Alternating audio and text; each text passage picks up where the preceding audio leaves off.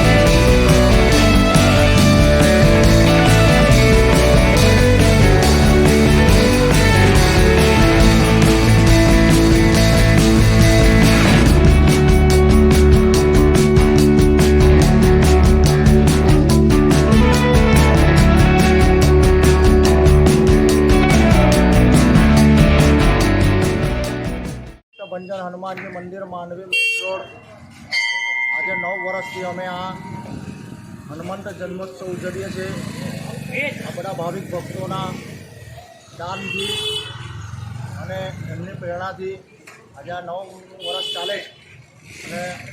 निरंतर अमारा प्रयास आ कर्म थतुं रहे, आवा यज्ञ पूजन थता रहे, दान धर्म थता रहे, एवा कर्म अमे करता रहीशुं।